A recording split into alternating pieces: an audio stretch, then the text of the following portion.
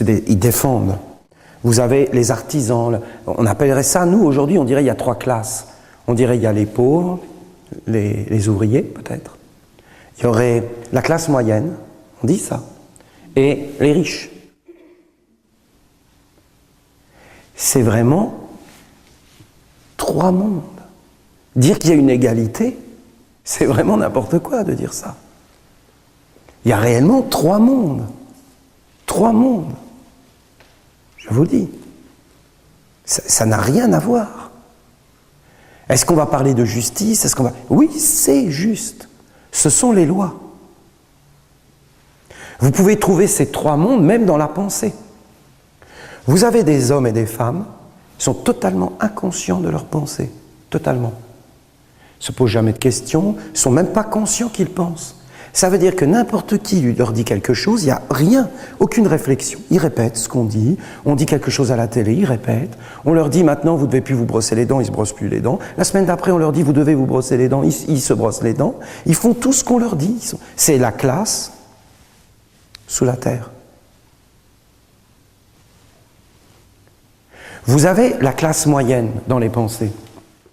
La classe moyenne, qu'est-ce qu'ils vont faire? Ils vont dire, attention, là j'ai une pensée, je ne devrais pas l'avoir. Ils vont faire des efforts, ils vont dire, là je ne devrais pas vivre comme ça. Là il faut que je me sorte de cette situation.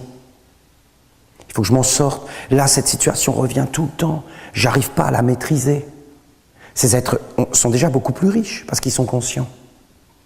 Et en réalité, ils veulent des choses. La classe moyenne, ils sont posés. C'est-à-dire qu'ils ont de l'argent. Mais ils veulent toujours la plus belle voiture, une meilleure, des choses. Ils voudront toujours plus. Donc ils se feront toujours avoir. Parce qu'ils n'en auront jamais assez. Et vous avez dans la classe supérieure, bien eux, par exemple dans la pensée, ils sont en permanence dans des pensées de lumière. La pensée est maîtrisée. Ils ne sont pas en train de se dire non, cette pensée-là, non, cette pensée-là. Non, ils maîtrisent. Les pensées ne peuvent même plus s'approcher d'eux. Quand les pensées s'approchent d'eux, ils les voient, ça ne leur fait rien, ça ne les touche pas. Ils ont tout le corps. Ils sont posés. C'est une question de castre. Dire qu'on est identique dans la pensée, mais c'est une illusion. Et dire qu'on est identique dans l'argent, mais c'est une illusion. Parce que si vous regardez bien, en réalité, il ne faut pas regarder que le côté visible. Tu peux être le plus clair possible. Tu parles d'argent, ça y est. Toutes les suspicions vont venir vers toi. Et même si tu es pur, tu ne pourras pas t'en sortir. Parce que tout a été pourri. Ah, on peut parler du travail, on va l'accepter. Bien qu'aujourd'hui, c'est presque un esclavage. On va parler de la santé, on va parler de la famille. La famille, écoutez la famille. Mais alors l'argent, alors là, tout va arriver. Mais pourquoi? Mais parce que c'est la terre, c'est Uriel, c'est la réalité concrète. Et là, tu rentres vraiment. Et l'argent, c'est pas du tout ce qu'on nous dit. C'est le feu à l'intérieur. Regardez combien de personnes, c'est la lumière, des personnes ont gagné au loto. Mais ça a tout détruit. Beaucoup de gens, en fin de compte, ne développent pas de vice. Pourquoi? Parce qu'ils n'ont pas d'argent. Donnez-leur de l'argent, donnez-leur de la puissance, des pouvoirs, et vous allez voir tout ce qui était caché ressortir. Ils vont abandonner leur famille, ils vont abandonner leurs enfants, ils vont abandonner leurs amis, ils vont faire n'importe quoi, ils vont se vautrer dans la débauche, ils vont complètement délirer, ils vont s'acheter tout ce qui leur passe par la tête, et on va voir tout ce qui était à l'intérieur d'eux, et on va voir que c'est n'importe quoi. Ils vont partir en vacances, ils vont faire tout. Alors pourquoi ils ne le faisaient pas? Mais parce qu'ils étaient bloqués. L'énergie débloque les choses, mais qu'est-ce qu'elle montre? Elle révèle qui est là, elle révèle toute la culture. La religion, la culture, l'équilibre dans la vie, pourquoi on vit. Et en fin de compte, tout le poteau rose est dévoilé. Et les gens deviennent fous. Et beaucoup de gens, quand ils ont cette énergie à l'intérieur d'eux, eh bien ils détruisent tout. Ce n'est que de l'argent. Vous imaginez, ils auraient été vers un monde supérieur divin. C'est quand même autre chose. Eh bien, ces choses sont révélatrices des mondes. En réalité, voilà, vous avez ces mondes. Ici, l'homme est totalement asservi. Et c'est triste, hein, parce qu'il va toute sa vie chercher comment joindre les deux bouts. Mais il est asservi. Ici, l'homme, le serpent va l'entourer.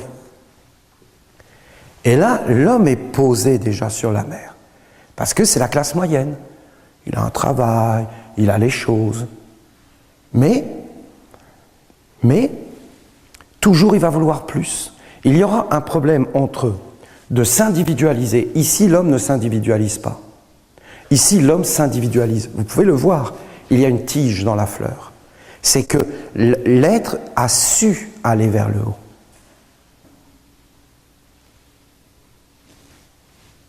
Ce sont des lois. C'est la maîtrise. C'est de se poser. Qu'est-ce qui te porte? Qu'est-ce qui t'élève? Qu'est-ce qui t'unit? Il y a un monde supérieur qui est le monde des dieux. C'est-à-dire, à qui tu donnes l'argent. Parce que l'argent doit être donné aux dieux. Aux dieux. Et là, vous avez le monde usurpé. Et vous avez le monde divin.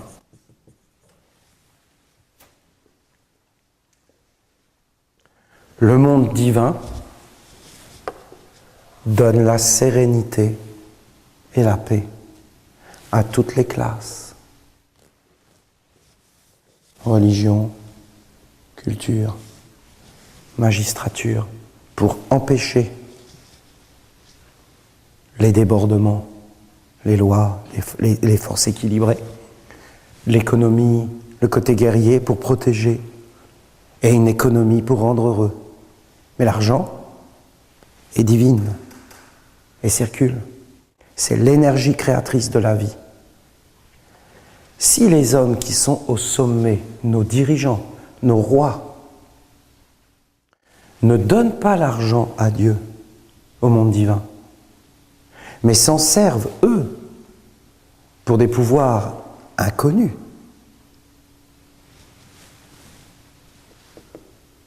le sceau de l'argent est usurpé. Tous ces êtres seront en esclavage. Tous. Dégradés et en esclavage. Et asservis.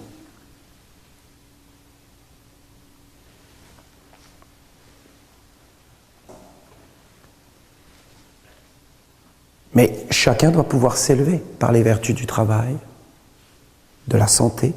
La santé, c'est dans les pensées, c'est dans les relations. C'est pas rien. De la famille. Ça, c'est grand, la famille. Parce que la famille, ça fait qu'on est tous pareils. Oui, mais le bébé reste le bébé. Le papa reste le papa. Le grand-père reste le grand-père. On ne met pas le grand-père dans un placard parce qu'il n'a plus de force. Oui, mais le grand-père n'a plus que des bêtises maintenant.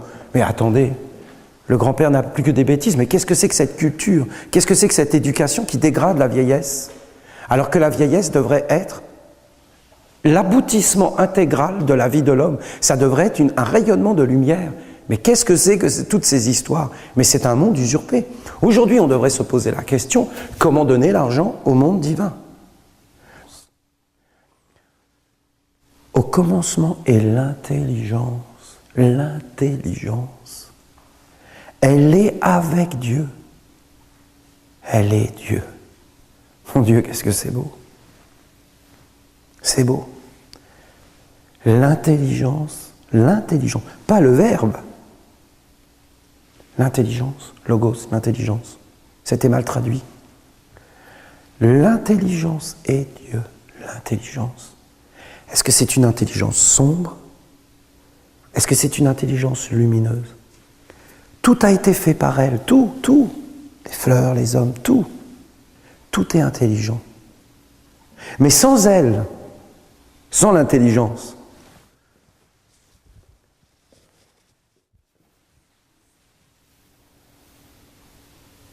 le mensonge du rien apparaît. Tous les êtres sont plongés dans le néant. Il n'y a rien de pire que la vanité. Tu deviens inutile Si tu es inutile, tu es dégradé. On t'aime plus. Plus personne ne te regarde. Mais c'est ignoble. C'est ignoble de dégrader un être. C'est criminel. Humilier un être, le dégrader. Faire que le boulanger n'est plus un boulanger, que l'artisan n'est plus un artisan, que l'homme n'est plus un homme, que la femme n'est plus une femme. Mais qui a le droit de faire ça? Personne ne bouge. Personne ne dit rien. C'est hallucinant. Où ils sont les juges, là? Où elle est la culture, s'il vous plaît? Et où elle est la religion qui redresse la situation? Aucun être ne doit être dégradé, ni même une pierre. Mais Olivier, mais attends, mais c'est un idéal. Non, non, bien sûr que c'en est un. Il nous faut des idéaux, sinon comment on va fleurir? Mais il faut les rendre concrets avec des racines. On doit vivre dans la beauté, pas dans la laideur, je suis désolé. Et c'est un choix. Et c'est un choix qu'on transmet de génération en génération. Parce qu'après, on est pris. Parce qu'aller redresser la situation après, c'est super compliqué parce qu'on est dedans. On est formé, on a des corps, on est dégradé, on est habitué, on le supporte. Donc, il dit, le mensonge du rien, le rien, le néant, c'est-à-dire la vanité, d'être dégradé, d'être vide, de ne servir à rien, d'être jeté, comme Mozart dans la fosse commune, d'être juste pour nourrir les vers. Le corps de l'homme est tout ça dans le tombeau. Aucune vie spirituelle, rien. S'il y a une vie spirituelle, c'est un envoûtement. C'est du christianisme, c'est du bouddhisme, c'est tout enfermé. Il n'y a plus rien de vie et tout est séparé. Et on ne peut plus communiquer avec les mondes. L'intelligence et la vie. La vie, le serpent. La vipère. L'intelligence, c'est la vie. Le Verbe était la vie. Et la lumière. Dans l'homme. La lumière, lui, dans les ténèbres ne la saisissent pas. C'est-à-dire que les ténèbres n'attraperont jamais la lumière. La lumière est immortelle, les ténèbres sont mortelles. Si tu vis pour les ténèbres, t'es mortel. Si tu vis pour la lumière, t'es immortel. Si tu vis pour l'argent, et que l'argent a été dégradé, tu t'es fait attraper. Si tu as offert l'argent à Dieu, et que les dirigeants ont offert l'argent à Dieu, tu es glorieux. Regardez maintenant les Égyptiens. La barque du soleil qui vogue le jour et la nuit sur l'océan d'énergie. L'archange Michael qui tient l'épée, qui terrasse le serpent, Apopis, qui est caché dans les eaux.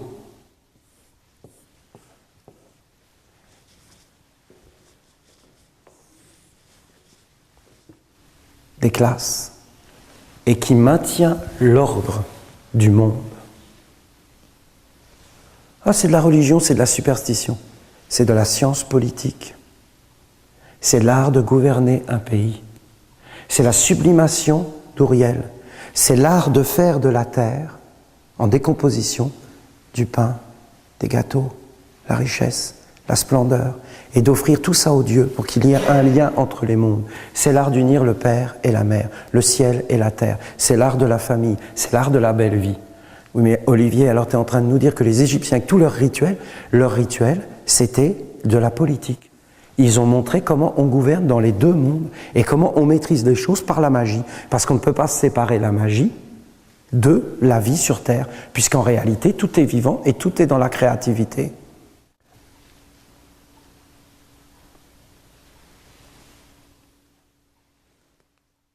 Quel est le sens de la vie sur Terre? Voilà des vraies questions. Ça devrait être un débat public, mais il y a des questions sur lesquelles on n'a pas le droit. On n'a pas le droit de toucher ces questions. Comment ça se fait que tous ces hommes et ces femmes qui sont d'une intelligence supérieure n'abordent jamais ces grands problèmes? Pourquoi on n'a pas le droit de parler de ce que je vous parle là?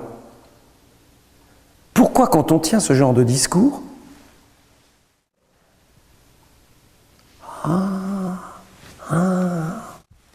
et aller la suspicion sur le bonhomme, et aller les pensées sur le bonhomme, il n'est pas net, C'est pas clair. C'est terrible. Alors tous les autres sont clairs, bien sûr. Ah mais non, mais on maîtrise. Ça n'a rien à voir. Vous mélangez les mondes.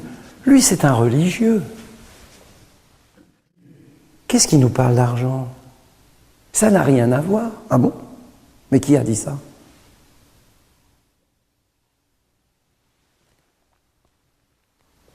Qui a dit que ça n'avait rien à voir? Et pourquoi? Expliquez-nous pourquoi. L'argent c'est sale? Ben alors pourquoi c'est votre Dieu? Pourquoi vous vous inclinez devant? Où vous avez vu que l'argent était sale? De quel droit on a le droit de dégrader un être?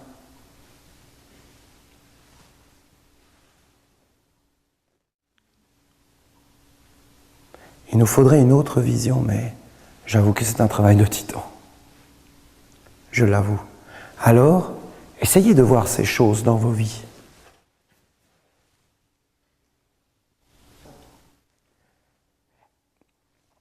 Ne le prenez pas comme une affirmation, puisque nous sommes dans une loge essénienne. Il y a des êtres qui sont avec nous, en ce moment par. Je dis que c'est une bonne chose. Vous avez des êtres qui maîtrisent. Qu'est-ce qui se passe? Olivier donne un enseignement. Où est le problème? Regardez. On pose tout cet enseignement. Tous les êtres sont dans la lumière. Mais si on commence à avoir des pensées de ces mondes-là et de ces mondes-là, on sera toujours faible. Qu'est-ce que ça peut faire de répandre l'enseignement dans le monde par Internet, de mettre tout un système en place, de poser un corps pour porter une barque, pour porter une lumière qui est digne pour tous les êtres. On ne veut pas forcément être dans la perfection, nous les Esséniens, jusqu'en bas. On veut juste essayer d'amener une lumière, pas pour l'imposer, pour susciter une réflexion, pas pour condamner, puisque nous, on ne met personne en prison. Nos prisons s'appellent des monastères.